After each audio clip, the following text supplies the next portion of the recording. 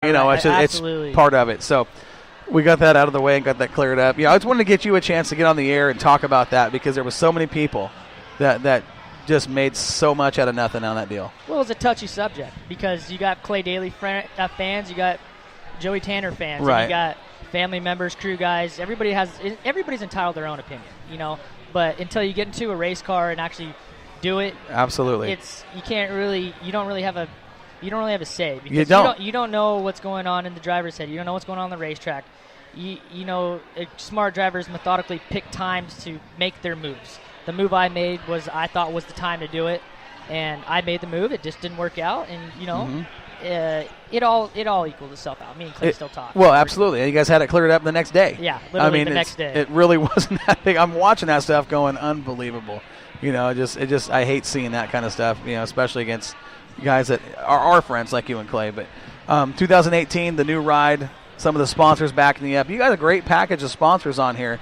Let's give a shout out to those guys and talk about who's helping you out in 2018. I do. It's well, first of all, I got Eastside Paving, which has been with me since the beginning of my career. He's helped me out tremendously. And Mike Miller with X Factor. It's just it's hard to put in words how grateful I am because everybody knows at this stage in racing for dirt late models, the cost is raising, the bars are raising, shock packages are going out of control, cars are getting wilder and wilder with the way they are built, the way they're set up, and Mike has just done a phenomenal job. I can't say enough about it. I can tell you how he built this car, but he's put in all the work on it. He's just from the body to the chassis to everything. He works a full-time job too. So right. It's not like with he a family just works at kids in sports. Absolutely. The kids are all in sports. He's got family. And X Factor is just kind of his side deal, and right now, and for him to put in all this effort and time, it's I'm truly grateful for it. But and then I got him, of course, Eastside Paving. Cornelius and Custom Concrete out of Coos Bay came on board this year. Pretty excited about him. I'm real good friends with David. Every time I go to Coos Bay, he's been a great guy. He's always treated me very well. And when I raced there last year for Open Comp race for my buddy Jared Brimitz, he helped us out with pit passes. So he came on board this year. All In Properties, Dave Walters helped me for a long time. He's back on it. Go Plumbing, Gray Ferrando, helping out a lot. We help each other out. I help him with his modified, and he helps me out a lot with this car. Warpaint Graphics, we switched to Warpaint Graphics this year for the first time. I've switched the person that does my graphics, and I was kind of uneasy about it, but Alan from Warpaint did a great job on the car. The wrap, he knocked it out of the park. The wrap on that car is just absolutely beautiful. It's crazy. You start out with the black down at the baseboards with the skirts and the rockers. You move up into this white with a grayscale ghost image in it, up into the silver stripes, and finishing out with the red tin with those big, bright fluorescent ones on the side of the car. The car catches people's eye. I don't care if you walk past it and you instantly gravitate to it. Yeah, I find myself walking past it and I instantly start swaying a little bit over that to the neon X-Factor. yellow on that red, you're not going to miss that. I don't care where you're at. You're not going to miss that. It's a beautiful race car. That's the kind of stuff announcers like because we can see those cars on the track. Oh, absolutely. I've had this color scheme picked out for a long time. Haven't been able to execute it because with the blue car. Sure. And he just, like I said, he knocked it out of the park with from the fonts to the style to just everything about it. He did a great job. And it's first time working with him. He just literally knocked it out. He sent me one proof, and that's all it took. Wow. And so he did a great job. I also got Commercial Industrial Auctioneers first time on the car this year, helping out a lot actually. And then obviously I got Moxie on the car. You guys do so much for Northwest Racing, and I in particular, myself, and I know a lot of other drivers are very grateful for it, but to really market you guys and just, for what you guys do for racing, you don't do this, you don't get paid for this. This is all fun for you guys, and it takes a lot of work. You guys put a lot of time and effort into your shows. You put a lot of time and effort to the car show. You put a lot of time and effort into making Willamette Speedway great for the fans and for the drivers. We all respect that, and I respect it, and I think it's awesome. Like I told my guys, it's I don't know what Willamette Speedway would be without Moxie. I really don't. It would be. We appreciate that. In all reality, that's the one thing. That's another thing that makes me want to go to Willamette, is that you guys promote it so well, in a fashion that you don't have to do it. So it's cool to see that, because people forget about how much others like the sport, love the sport. They do it for the love of the sport. Labor of love, that's what it is. Absolutely. No doubt about it. There's times where I feel like we're sponsored by Joey as much as he promotes us. That's the truth. Yeah. We got our new fancy shirts today because Corey's been hiding them from us. And Sam, have you seen the Joey Tanner Racing logo on our sponsor We're going to have list? to get one on the next one. I mean, we do appreciate drivers like you, Joey, that really recognize what we do. And it's not, we don't do it for the recognition, but it does make us feel good. There's no doubt about it. And that's the kind of stuff that keeps us doing what we do.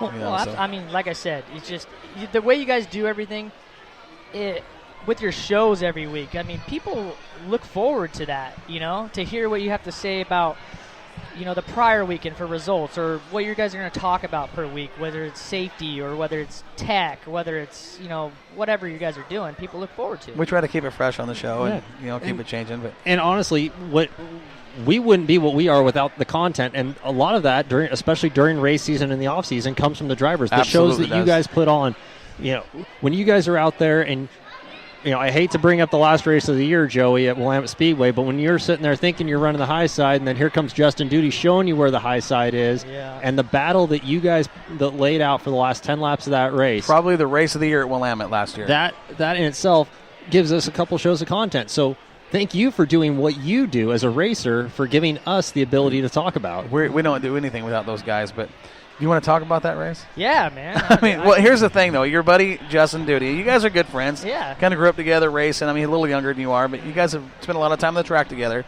He went back east, spent a little time on some World of Outlaw races, and then came back to Willamette, and you guys put on what I truly believe was the race of the year as far as two drivers duking it out. It was an unbelievable thing to watch. You ran the high side almost the entire race. You found something down in the middle with like 2 laps to go, and he snuck by you. What was going on in the cockpit when he went by? What was your thought? Well, I thought I had it sewed up because I got to the front pretty quick. And Very the car quick. was really good. And, that's the problem sometimes. When you get up front too soon, you show your cards too soon and you don't really know what's going on behind you. Right. In the case of Justin getting by us, I didn't know that the top was that good. And I had nobody near, nobody challenging, so I thought I was clear. And then here comes the 15 car up against the fence, just motoring by me. I'm like, wow, okay. And when he says up against the fence, Justin could not have been any higher to get by you. I mean, he was. I think the only person that could have got higher on the track is Rob Maya. Yeah, maybe. It was pretty up there. And it was, I went up there and followed him after that because obviously I kept trying to run the middle and it just wasn't working as good in 1 and 2. But, what really won him the race was when he got smart and came to and took my line in the bottom of 3 and 4. He did. And my car wasn't as good on the top. It was a little tight. So that really got him the win because I was beside him almost like 2 laps in a row. Yeah. And I could have drove dirty and slidered him, but I didn't want to win like that. I didn't want to drive like that. We want to put on a show for the fans. I didn't want to be that guy. I thought we did a good job. I said, the week before I talked on the show, I said, I'm starting in the back. I don't care what it is. And all these people put up money. And anybody that says you can't win from the back, you obviously can. And it puts on a better show. I'll tell you right now, your words had everybody in a frenzy coming into that race because Joey said on Northwest Dirt News, I don't care where I qualify. I don't care what I get in the redraw. I'm going to go to the back, and I'm going to show you that you can win from the back. I'm going to the front. And he did exactly that. The fans that listened to the show were there was nobody on their feet. There really wasn't. I mean, I'll tell you, in the Moxie Tower, we were standing up watching it because I'm like, the kid's doing it. I mean, he went straight to the front. And like I think you said, late in the race, you were running that middle groove out of turns 3 and 4. You showed some color to Justin. I think it was the last lap. He took that line away from you and had a real shot. I think had you waited for that last lap, it would have been your race. But you guys put on a show that that was, as far as the late models go, the race of the year. It really was. You watched. I don't know how many times I have watched that race over and over on a big screen TV, and just watching it, how they drove, how Joey drove so technically, how Justin worked through traffic twice, I believe. Yeah. And he was sitting there, and Justin sat there, followed him, and I know exactly what Joey's saying. You're out there, you're in the front, you don't know what's going on behind you, and that can be part of the most nerve-wracking thing. I think I've heard that out of a couple drivers, mainly, most notably Joey and then Nick Trenchard up at Shipwreck Beads Nationals. Right. They get out to the front, and they're sitting there going, I have no idea what's going on behind me, so I'm just going to make my car as wide as I can. And you have to, especially against that level of competition. Yeah, that night, the last night, there was actually a really, really good field. I think that was the toughest field That we had was all a stout year. field. Yes. You had Jeremy there, Jeremy Shank. You had Darren, Justin, Colin, Yeah, it was a good field. It was a very good field of just high class, high caliber talent and high caliber equipment. Absolutely. Sam, I want to bring you in real quick because I know that this is Sam Pettit, our video tech guy. He's still a little upset we didn't have cameras mounted on both of you guys because I would have loved to watch what Sam did with the cameras back and forth in that race. We did, didn't we we? did. Yeah. We actually did. One of them broke. No, Joey gets it. He gets in there and he gets it, and that front camera, it either gets broken or it gets covered. So we had a pretty good deal going. That's what happened. We got the rear, we had the front on Justin, and we had the fence cams. That's where we actually got the pass on the fence cam. We got the That was pretty cool. I'm looking at this new car. I've been scratching my head all weekend trying to figure out where I'm going to put a GoPro. Have you seen him looking at his car? Uh-huh. Because every bar is like in the way of a bar in the way of a bar. So Joey's making me think again. That's pretty cool. Here's the thing, and that's one thing I've noticed about the construction of the X Factor VS1 Dirt Late different, model. Man. It's different, but the way the geometry is in that car, it's making you have to make the chassis work, and it's allowing all the components to work together in concert. It's one thing about those cars, they're getting dirt late models in general are getting way more rigid than they used to be. They're not as flexible, so your setup window's a lot narrower, but you use more of your suspension. You're not relying Exactly. on the chassis. That's where the shock program that I Right. talked about earlier comes into play. And, it keeps the way these cars run nowadays. You kind of got to build them more rigid because, a flexing car is a good car, but they don't last very long.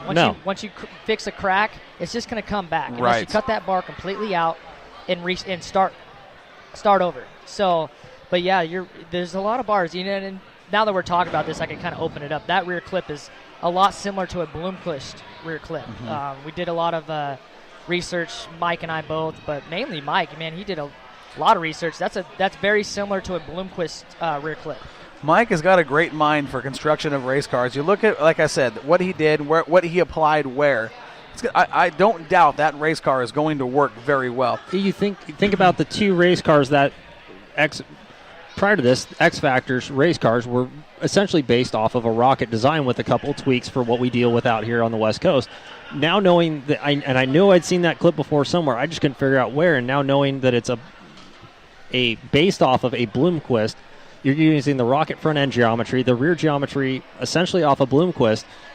Oh my word, that son of a gun's gonna be set on kill. It's gonna be fast, and this is what I like about X Factor. This is what I like about the X Factor badge, the brand. You guys are kind of the David and Goliath, and these cars are winning races.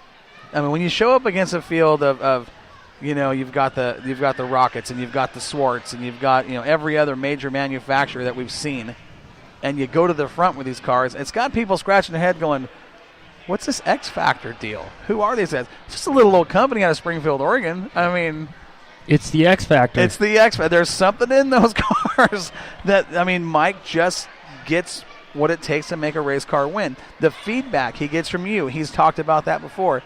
He gets more feedback from you than probably most drivers as far as getting a feel of the car and the way you communicate with him, saying this is what this car needs. He's taken all that. Yeah. He's put it all together, and the success that you two are having together, it's going to be fun to watch. It's worked out really well already, obviously in the past. And in the off season, I had an option to go another way. We talked about that off the air, and it crossed my mind for a little while, but Mike has treated me so well, and I've been dedicated and faithful to X Factor and to Mike, and he's been dedicated to me as a driver. And the older I get, the more I realize you gotta take those guys and roll with it. And we've rolled together really well. And like you said, I communicate. If I have a problem, we'll fix it. And And it's I can't say enough, it's so handy to have Mike and X Factor, because if there is a problem, he's only like 40 miles away. you know? Right. I can take the car there and we can do whatever we want to it, and it'll be done in a timely fashion. And talking about the XR1s,